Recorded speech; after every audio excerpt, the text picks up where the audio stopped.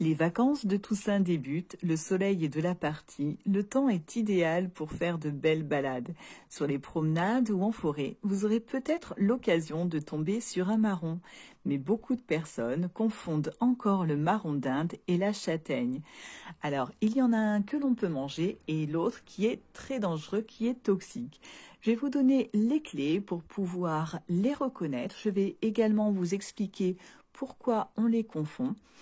Mais avant ça, je vais vous faire un petit tour d'horizon pour les voir dans leur milieu naturel.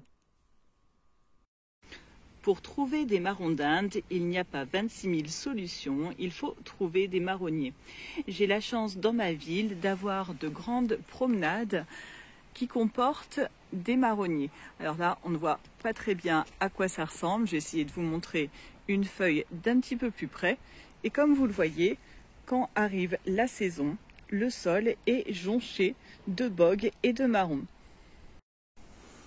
Les marrons d'Inde que l'on trouve généralement sur les promenades, comme je vous le montre ici, sont plutôt ronds, ovales, et voici la forme de ces feuilles. Alors là, elles sont un petit peu abîmées, et donc voilà à quoi ressemble un marronnier. Je vous retrouve aujourd'hui en forêt pour vous montrer à quoi ressemblent les châtaignes. Donc c'est la variété que nous mangeons. Nous avons ici la bogue. Et alors, vous voyez la petite châtaigne ici. Donc je ne vais pas trop y toucher avec mes doigts car ça pique énormément. Voilà, si on fait comme ça. Et voilà notre belle châtaigne. Je vais faire une petite pause pour vous montrer à quoi ressemble l'arbre. On voit ici les feuilles du châtaignier qui, contrairement à celles du marronnier, font des grandes feuilles longues. Alors, il y a un ravin, donc je ne peux pas pour l'instant vous montrer de plus près à quoi elles ressemblent. Mais donc, ça fait une feuille, une grande feuille longue, contrairement à celle du marronnier. Voilà, vous avez fait la connaissance avec les marrons d'Inde et les châtaignes. On va tout de même voir un petit peu de plus près pour être sûr maintenant de savoir les reconnaître. Mais tout d'abord, pourquoi est-ce qu'on confond la châtaigne et le marron? Alors, au début, c'était un petit peu moins compliqué parce qu'on avait les châtaignes sauvages, celles qu'on trouve en forêt, ici, ces petites châtaignes-là, et les marrons d'Inde, donc qui sont ceux-là. Alors déjà, ils se ressemblent un petit peu au niveau de la couleur, de la forme, hein, donc une ressemblance morphologique, ce qu'on appelle sur la forme. Toutes les deux ont des bogues, mais pas seulement. Alors, ce qui se passe, comme je vous disais, on nous parle donc de marron, de crème de marron, et justement, c'est à cause de la cuisine, à cause de l'industrie agroalimentaire, maintenant, que le terme de marron est passé dans le langage courant. En effet, on désigne maintenant les châtaignes de culture, donc des châtaignes qu'on a modifiées, on a fait des modifications sur les graines pour créer des méga châtaignes. Vous voyez, celle-là, ça c'est celle qu'on trouve en forêt, elles sont assez petites hein, par rapport à mes doigts. Et maintenant, on trouve des méga châtaignes qui vont être grosses à peu près comme ça quand vous voyez dans les boîtes de marron glacé. Elles sont vraiment énormes. Donc ça, ce sera des châtaignes de culture qui ont été modifiées exprès pour faire des grosses châtaignes et donc pour être plus dodues, plus savoureuses pour la cuisine. Donc voilà, et celle-ci, il n'y en a qu'une par bogue. Donc ça, c'est un point de vue botanique. Celle-ci, il y en a plusieurs dans les forêts. Vous trouvez plusieurs petites châtaignes dans une bogue, alors que les châtaignes de culture, il n'y en aura qu'une par bogue. Donc voilà, c'est la société qui a fait modifier nos châtaignes, qui les ont fait ressembler un petit peu plus au marron, d'où la confusion. Donc je tiens à rappeler surtout que les marrons sont vraiment très toxiques. Faites attention, donc les marrons d'Inde, c'est ceux-là, ceux qu'on trouve un petit peu plus souvent.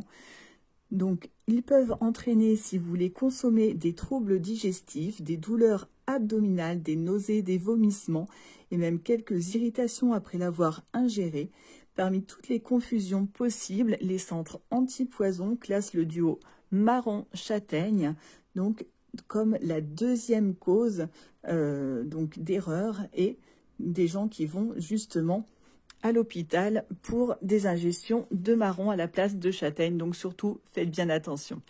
On va se rapprocher un petit peu plus près pour savoir maintenant comment faire pour les reconnaître à coup sûr. Le premier élément, le premier indice, c'est le lieu où vous allez trouver vos marrons. Alors c'est un petit indice, mais ce n'est pas fiable à 100%. Alors le marron d'Inde, celui-ci, c'est le simple marron qu'on trouve très souvent plutôt en ville, dans les parcs, les espaces publics, les grandes allées, alors que le châtaignier, donc la châtaigne, celle-ci, se trouve plutôt en forêt. Le châtaignier représente 10% de nos forêts de feuillus. On peut aussi les trouver quelquefois dans des vergers. Le deuxième élément qui va vous permettre un petit peu plus de reconnaître, qui sera plus fiable pour reconnaître le châtaignier du marronnier, ça va être d'observer les feuilles de l'arbre. Alors, si vous regardez les vidéos, la petite vidéo au début en situation du marronnier et du châtaignier, les arbres sont tous les deux très hauts, donc c'est assez difficile. Mais si vous parvenez à voir les feuilles, ça vous donnera un indice. Les feuilles du marronnier, donc celui-ci, comme je vous disais, qu'on trouve plutôt dans les villes, là j'en ai une toute petite que j'ai réussi à attraper. La feuille se compose comme ça, comme d'une palme, un petit peu comme la main. J'essaye de vous le mettre ici. Elle est composée de plusieurs petites feuilles ou folioles de forme ovale. Alors que pour le châtaignier, ça va être, même si elles sont sur une même branche, ça va être une feuille qui est toute simple, vous voyez. Hein, elle n'est pas attachée. Si vous prenez la petite queue là, comme ça, on n'a qu'une seule feuille. Alors que là, au bout de la queue, on a bien notre petite palme, notre petite main de feuilles. Donc la feuille du châtaignier est bien plus allongée et avec des petites dentelures comme ceci. Ça vous donne déjà un bon indice.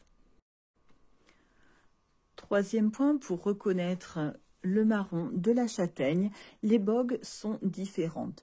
Celle du marron, alors vous voyez dans la vidéo quand elle tombe, elle est plus verte, mais elle a une peau qui est bien épaisse, on le voit ici, et les pics sont plus espacés. Vous voyez, ils sont assez courts et espacés un petit peu, je sais pas, je saurais pas dire trop à quoi ça ressemble, un petit peu à des animaux marins, alors que celle de la châtaigne, comme ceci, a énormément, elle est vraiment composée totalement de pics qui sont très longs et resserrés. Elle est généralement un petit peu plus beige, moins verte quand elle tombe. Elle est également moins épaisse quand elle est ouverte. Vous voyez là la différence de la peau. Là, on a une certaine épaisseur, alors que là, c'est beaucoup plus fin. Et elle pique beaucoup plus. Ça ressemble un petit peu plus à un oursin. Concernant les fruits, ensuite, même s'ils se ressemblent un petit peu, ils sont quand même assez différents. Le marron d'Inde, donc notre marron qui est toxique, est plutôt rond. Vous voyez, dans ceux que j'ai ici, j'ai essayé de rapprocher un petit peu, à part ceux qui sont contre les parois, qui sont un petit peu aplatis, sinon la plupart sont plutôt comme de grosses boules ovales, alors que nos petites châtaignes forment plutôt comme des gouttes, un petit peu, essayer de mettre un petit peu plus loin. Donc elle est plate d'un côté, bombée de l'autre, sa petite partie blanche, donc ça c'est ça qui ressemble effectivement du marron, les similitudes, mais par contre elle présente au bout une petite queue comme ça avec des petits poils. Ça, le marron n'a pas ça, n'a pas cette petite queue. Donc ça, c'est une façon aussi de reconnaître notre châtaigne à coup sûr. Voilà, avec ces différentes clés, vous n'avez plus d'excuses pour ne plus savoir différencier le marron d'Inde de la châtaigne. Donc surtout, je le rappelle, le marron est toxique. Surtout, ne le mangez pas. Hein. Il vaut mieux encore aller acheter des châtaignes plutôt que de risquer de se rendre malade. Si vous avez le moindre doute, demandez conseil aux pharmaciens, à des personnes qui connaissent. Maintenant, comment faire pour consommer les châtaignes? Là encore, ce n'est pas évident. Donc, pour pouvoir cuisiner les châtaignes, il faut d'abord inciser la peau. Pourquoi alors? Parce que pour pouvoir les manger, il faut retirer la coque. Donc là, cette petite enveloppe, cette première enveloppe, et ensuite la seconde peau qui est à l'intérieur parce qu'elle est amère. Et oui, c'est pas évident de manger des châtaignes. Alors, comment faire? Comme je vous disais, en incisant avec un petit couteau, vous faites un petit trait comme ça avec le couteau. Ensuite, plusieurs possibilités. La méthode à l'ancienne en utilisant une poêle à marron pour les faire cuire dans votre cheminée ou sur votre feu. Sinon, dans une casserole d'eau, vous les plongez dans de l'eau bouillante pendant 3 à 4 minutes. Vous pouvez aussi le faire au micro-ondes, comptez environ 5 minutes. Vous les rincez ensuite à l'eau froide pour pouvoir ôter la fameuse écorce et la peau dont je vous parlais. Et si vous souhaitez ensuite les transformer, il faudra les cuire à nouveau 20 minutes dans de l'eau pour en faire de la purée de châtaigne, de la soupe ou de la compote, ou aussi les congeler pour pouvoir les consommer plus tard. Et oui, c'est du boulot, les châtaignes. Alors, je ferai une petite vidéo sur les marrons d'Inde prochainement, car même si les marrons d'Inde sont toxiques, c'est un véritable trésor au niveau médicinal.